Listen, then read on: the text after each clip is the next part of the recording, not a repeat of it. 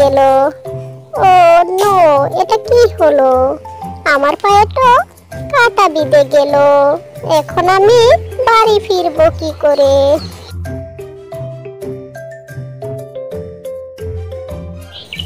কি রে বাবা, তোর আজ বাড়ি ফিরতে এত দেরি হলো কেন? কি হয়েছে তোর? আর বলো না মা, রাস্তায় কাঁটা পড়েছিল, না দেখে পা ফেলতে পায়ে কাঁটা বিঁধে গেল। রাস্তায় একটু দেখে শুনে চলবি না? পেলি তো ব্যথাটা, এরপর থেকে দেখে শুনে হাঁটবি। আজ আবার পায়ে কাঁটা পড়লো, কিন্তু প্রতিদিন এই জায়গায় কাঁটাটা আসে কোথা থেকে? কে দেয় কাঁটা? বেশ মজা হয়েছে।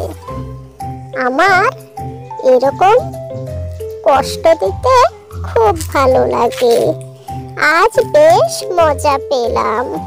এবার তাড়াতাড়ি চলে যাই, তানু তো দেখে নিলে আবার না জানি কি করে।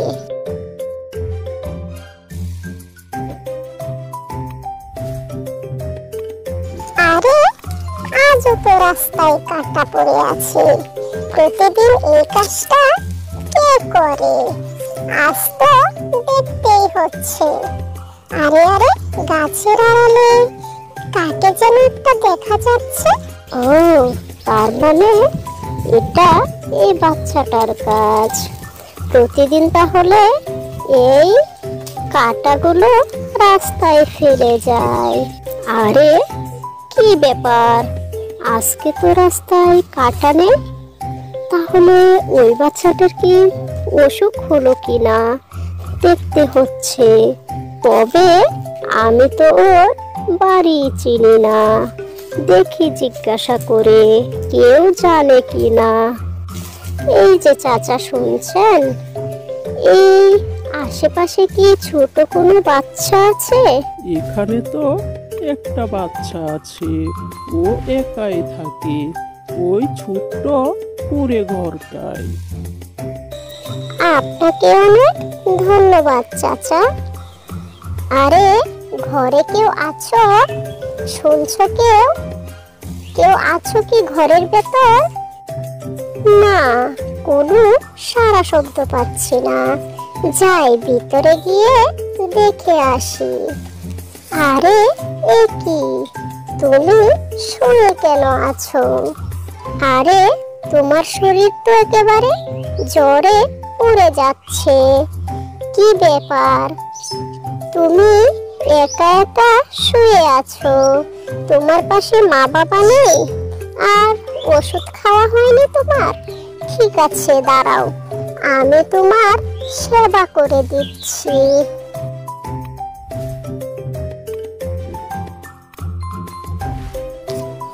আমি প্রতিদিন সকালবেলা তোমার যাওয়ার পথে কাঁটা বিছিয়ে রাখতাম। তুমি সেগুলো সরিয়ে তারপর রাস্তা পার হয়ে যেতে। আর তুমি কিনা আমাকে বিপদে সাহায্য করলে। এটাই তো করা উচিত, তাই নয় কি? আচ্ছা, কি ব্যাপার, তুমি এখানে একা থাকো নাকি? আসলে কি জানো, আমি যখন বুঝতে শিখেছি তখন থেকে আমার মা বাবা নেই, আমি একাই থাকি। এলাকার যত খারাপ ছেলে পেলে আছে ওদের সাথে মিশে আমি এরকম হয়ে গেছি। তবে আমি তোমাকে কথা দিচ্ছি, আর কখনো আমি এরকম খারাপ কাজ করব না। সে কি কথা, তুমি একা থাকবে না আজ থেকে। আজ থেকে তুমি আমার বন্ধু হয়ে গেলে।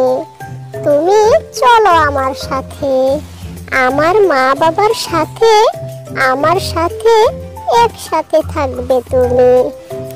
আমরা যা খাই তাই খাবে। তবে তোমার মা বাবা আমাকে ওখানে রাখতে রাজি হবে কেন? আসলে আমার মা বাবা খুবই ভালো, তারা অসহায়দের পাশে সারাক্ষণই দাঁড়ায়।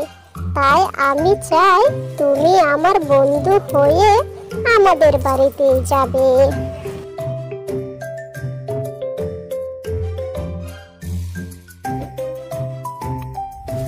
মা, ও মা, এই দেখো কাকে নিয়ে এসেছি। ও আমার বন্ধু হয়। তুমি জানো ও ওই দূরে বনের ভেতর একটা ছোট্ট করে ঘরে বাস করে। ওর মা বাবা কেউই নেই। তুমি কি ওকে আমাদের বাড়িতে রাখবে? হ্যাঁ বাবা, নিশ্চয়ই, কেন রাখবো না। তোমরা দুজন আজ থেকে আমার ছেলের মতো হয়ে থাকবে, আর আমাকে মা বলে ডেকো।